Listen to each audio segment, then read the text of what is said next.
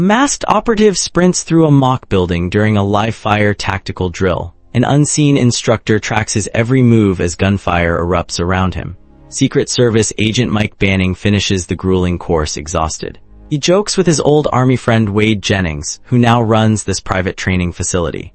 Wade insists on training his men as if combat were real, pushing recruits hard at his sprawling compound. It is the only way to survive when the real fight comes. Wade admits his company, Salient Global, is struggling financially since the government cut back private contractor work. He needs new Secret Service contracts just to stay afloat. Mike returns home to his wife Lee and their baby daughter Lynn. He settles into a quiet family life alongside his demanding Secret Service career. President Alan Trumbull holds a press conference and vows to reduce America's reliance on private military contractors. He wants war to be the country's last option, not its first. At a backyard dinner, Wade jokes with Mike and Lee over drinks. Their easy friendship dates back to the years the two men served together. Wade recounts old Army stories about Mike's stubborn loyalty to his squad. Lee laughs as the two friends reminisce about their time overseas. During a presidential fishing trip, Mike coordinates the security detail around the lake. Agents confirm the perimeter is secure as Trumbull settles in to relax. Trumbull tells Mike he is selecting him as the next director of the Secret Service. Mike forces a smile, clearly uneasy about what the promotion would mean. Mike suddenly feels unwell and brushes it off as needing water. He is hiding chronic pain and old concussions from everyone around him. Agents notice strange shapes moving in the sky above the lake. At first, no one is sure if the distant objects are birds or something else. The shapes reveal themselves as a swarm of attack drones descending on the fishing camp. Agents scream a warning as the peaceful scene explodes into chaos. The drones cut down Secret Service agents one after another in the open field. Mike scrambles desperately to shield President Trumbull from the raining gunfire. Mike drags the president into the lake and dives underwater with him. The water becomes their only shield from the drones circling overhead. News networks scramble to report a drone strike near the president's location. Reporters speculate about a possible assassination attempt during the fishing trip. Trumbull and Mike are rushed into St. Matthew's Hospital, both unconscious. Doctors and nurses fight to stabilize the critically wounded president. With Trumbull comatose, Vice President Martin Kirby is sworn in as acting president. He takes control of the government in the middle of the crisis. FBI Special Agent Helen Thompson introduces herself to Mike in his hospital room. She begins questioning him about exactly what happened out on the lake. Thompson tells Mike that President Trumbull remains in a coma. She adds that his entire protection detail was killed in the drone attack. Thompson reveals that the drone's controls were secretly set to auto-deploy during the exact window of the trip. The evidence points directly at Mike. Thompson formally charges Mike with the attempted murder of the president. Armed agents move in and arrest him right there in his hospital bed. News broadcasts brand Mike a traitor as reporters swarm the hospital entrance. Lee is confronted by cameras while trying to shield their daughter from the crowd. While Mike is transported in custody, hidden hackers remotely kill the power in every vehicle in the convoy. The marshals guarding him are suddenly stranded on the roadside. An explosive charge blows open the disabled transport van as armed men storm inside. They snatch Mike from his captors in a coordinated ambush. Mike fights free from his unknown rescuers in the chaos and grabs a weapon. He slips away alone into the night, trusting no one. FBI Director Ramirez examines the wrecked convoy at the ambush site. He concludes this was no random escape but a professional tactical operation. Investigators trace a $10 million payment back to a state-owned bank in Moscow. The money is tied directly to Mike, deepening the case against him.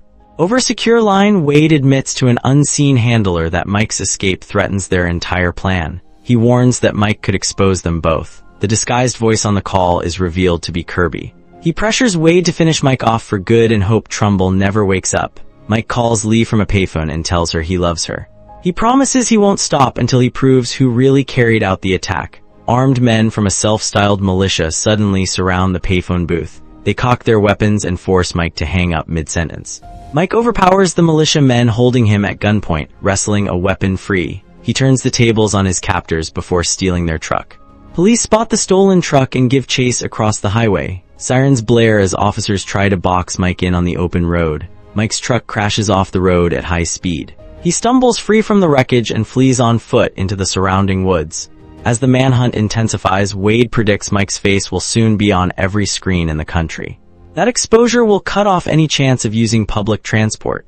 Mike makes his way to a remote cabin, only to find his estranged father Clay living there. Clay aims a hunting rifle at him through the trees before recognizing his son. Father and son argue bitterly inside the cabin about the years Clay spent living off-grid. Mike accuses him of abandoning the family long ago. Acting President Kirby publicly blames Russia for the attack on Trumbull. He signs an executive order expanding the use of private military contractors. Wade's hackers dig through Mike's old government search history for clues to his whereabouts. They uncover the hidden identity of his estranged father, Clay Banning.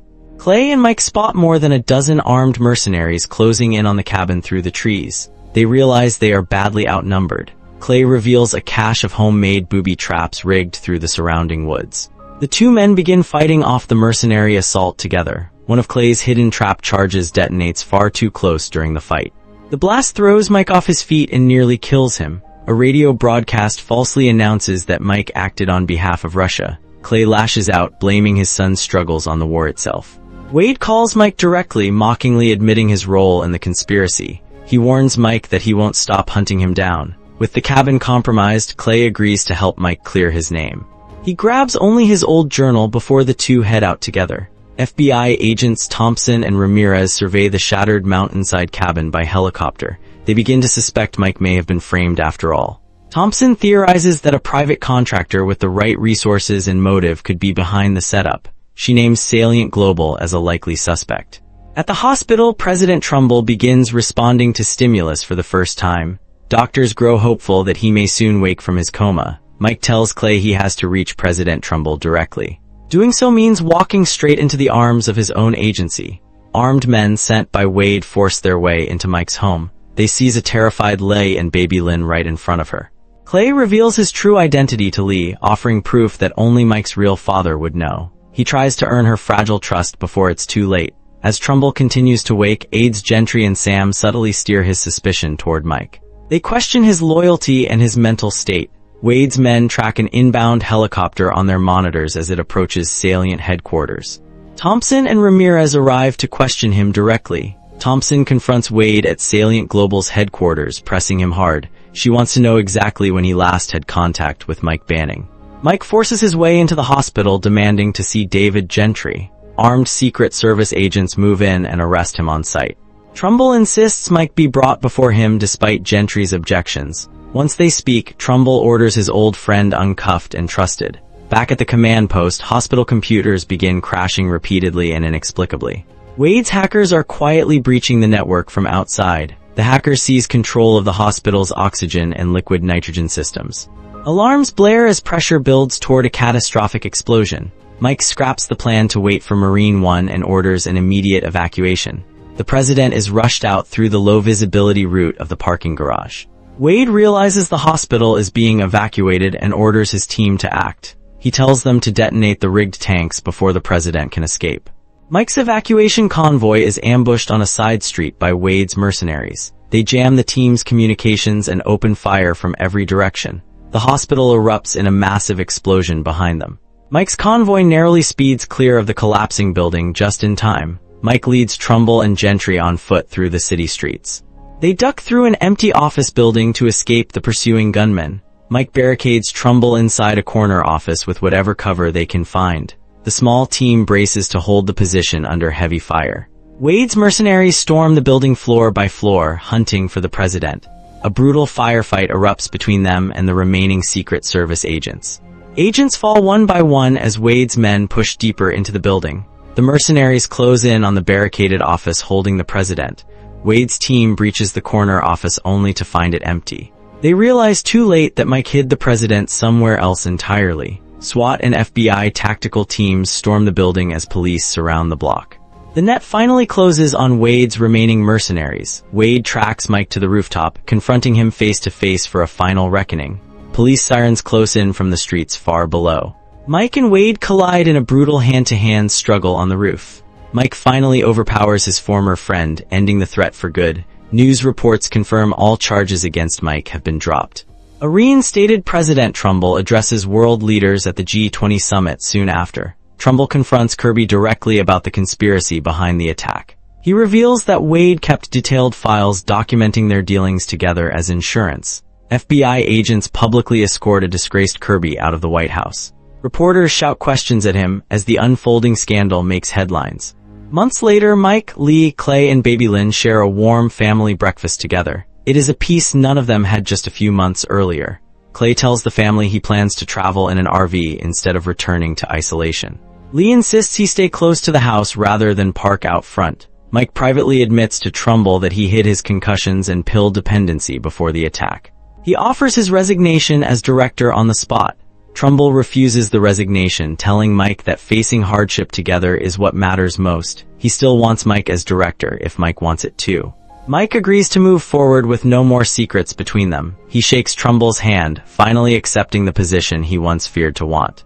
In a lighter final moment, Clay convinces Mike to join him in a flotation therapy tank. Mike immediately panics and demands to be let out.